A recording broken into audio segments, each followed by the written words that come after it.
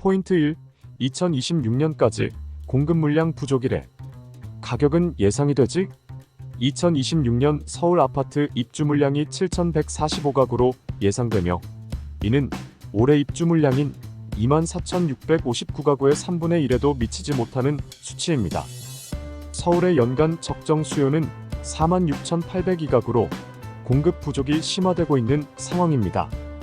최근 몇 년간 서울의 아파트 입주 물량이 감소세를 보였으며 내년에도 25,710가구가 입주할 것으로 전망됩니다. 공급이 줄어들면서 신축 아파트의 품귀 현상이 더욱 심화될 것으로 예상되며 장기적인 공급 부족으로 인해 신축 아파트의 가치는 상승할 것으로 보입니다. 포인트 2. 금리 전쟁. 부동산 불붙을까봐 금리 못 내리고 내수경기 꼬라박을까봐 금리 못 올리고 한국은행의 8월 기준금리 결정이 다가오면서 금리를 3.50%로 동결할 가능성이 높아지고 있습니다. 가계대출 증가와 부동산 시장의 불안으로 금리 인하가 주택가격 상승을 부추길 수 있다는 우려가 커지고 있습니다. 전문가들은 금융 안정 측면에서 가계부채 추이를 지켜본 후 통화정책 전환이 필요하다고 지적하고 있으며 내수 진작을 위해 금리 인하 요구가 많아지고 있습니다. 한국개발연구원 KDI는 경제 성장률 전망치를 하향 조정하면서 금리 인하를 지지하고 있으며 국회에서도 금리 인하를 주장하는 목소리가 커지고 있습니다. 최근 코픽스 금리가 하락하고 소비자 물가 상승률이 안정세를 보이는 가운데 한국은행도 금리 인하 가능성을 염두에 두고 있습니다. 그러나 급증하는 가계대출과 주택 매매 증가로 인해 금리를 동결할 것이라는 전망이 우세합니다. 금융투자협회의 조사에 따르면 응답자의 90%가 금통위에서 기준금리를 동결할 것이라고 예측하고 있습니다. 포인트 3. 부실 대출은행 증가하여 향후 대출 시장 더 조일 듯. 2024년 상반기 1월에서 6월 이금융권 새마을금고, 저축은행, 신협, 수협이 순손실이 총 2조 원에 달했습니다. 이는 부실 부동산 프로젝트 파이낸싱 PF 정리에 따라 대규모 충당금을 쌓은 결과로 손실이 급증하면서 이금융권의 건전성에 대한 우려가 커지고 있습니다.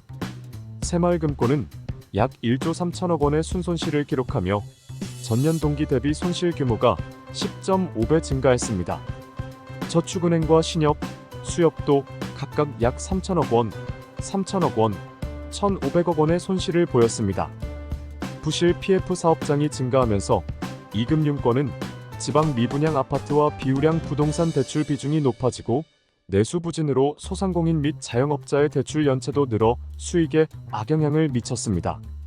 금융당국은 이로 인해 금융 소외계층이 대출 절벽에 직면할 가능성을 우려하고 있으며 저신용자에 대한 대출이 줄어들고 있습니다.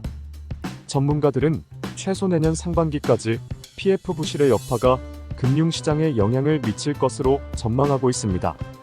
정리하자면 서울 아파트는 공급 물량이 딸려서 신축 아파트 먼저 떡상 그리고 나서 그 다음 단계들이 줄줄이 불붙듯이 가격 상승을 할 것이고 그것이 2026년까진 쭉 간다.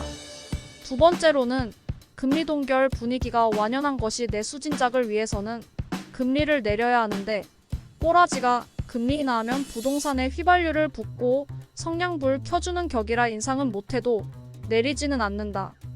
라는 분위기라는 거지. 그리고 이금융권 부실 채권 즉 부실 대출이 많아지면서 그 여파가 대출 시장에도 확 퍼질 거라는 것.